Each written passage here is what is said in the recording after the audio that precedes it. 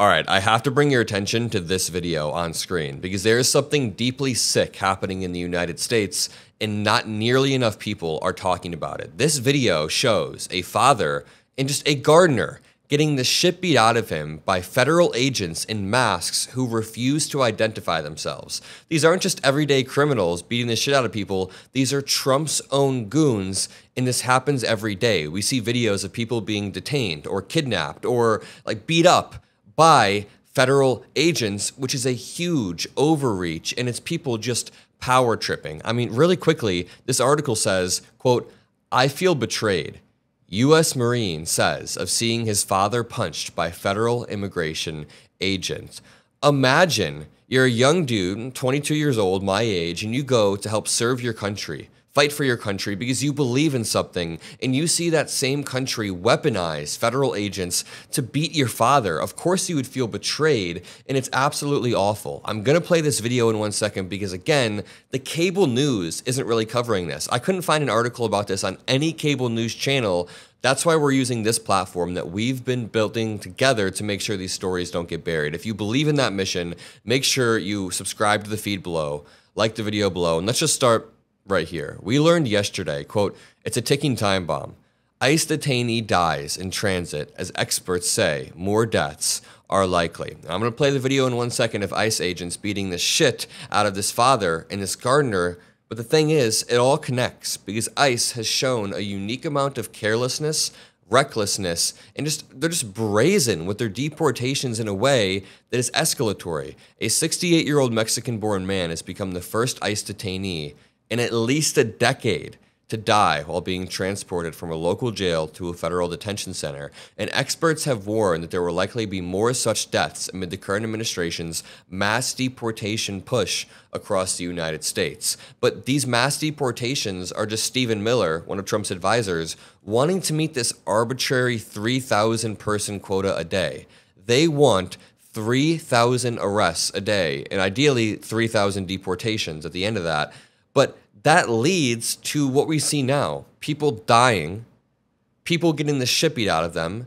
I mean, people being kidnapped, nail salons being raided, elementary schools being raided, work sites being raided for zero reason because they're trying to meet this quota, and it leads to these inhumane tactics. This reads, Abelardo Delgado's exact cause of death remains under investigation, but The Guardian's reporting reveals a confusing and at times contradictory series of events surrounding the incident. The death occurred as private companies with little to no oversight are increasingly tasked with transporting more immigration detainees across the U.S. in pursuit of the Trump administration's recently announced target of 3,000 people a day. Quote, "The system is so loaded with people, exacerbating bad conditions, it's like a ticking time bomb." This is incredibly sickening, even beyond the ICE agents. Just read this again.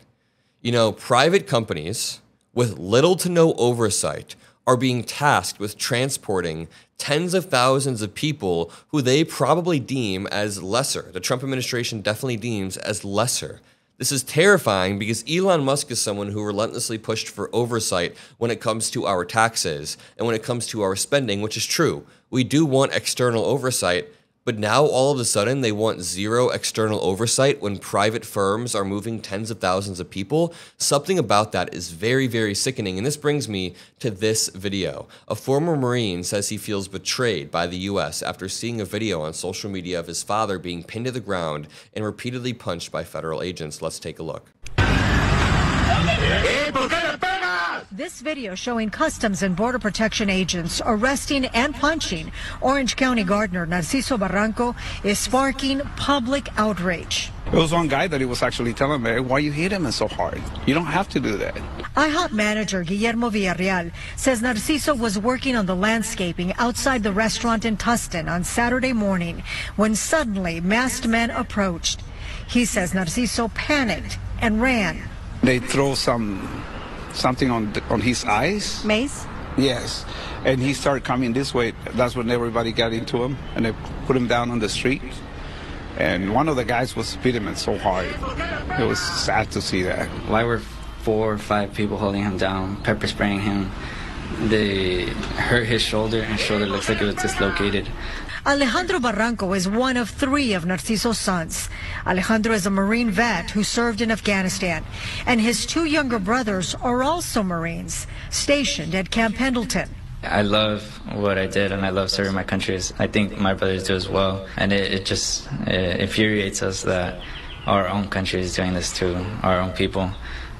What we fight for is like justice, and we need a better pathway to fix all of this. Aside from being undocumented, Alejandro says his father has no criminal record. He believes Narciso was racially profiled. They didn't have any type of warrant for my dad. I know that.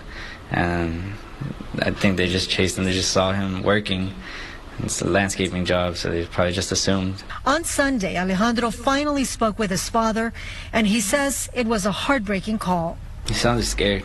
He sounded like he was crying. He says even after the arrest, after being punched and detained, his father was worried about finishing the job. The first thing he said is if he can go finish his job for him because he didn't finish leaf blowing the parking lot. And it's just crazy to me that he just got beat, he got detained, and that's all he's thinking about right now. The family has launched a GoFundMe to help cover legal costs as they fight to keep Narciso from being deported. Through it all, Alejandro says he's holding on to hope. I believe it's going to reach the right people. I believe there's going to be a change, and I hope it's soon. Gina Silva, Fox 11 News. Gina tells us that Barranco's son just called her and said his father hasn't received any medical treatment, food, or water since being detained. All right, first things first, the GoFundMe will be the top link in the description below. You can click on the top link in the description below, but to continue, absolutely disgusting. And Donald Trump is targeting a man who wanted to continue working the job, which is more than Trump could ever say his entire life. This reads, the post of the blows to his father also helped spark a demonstration with dozens of protesters demanding the agents leave, as well as an online fundraiser.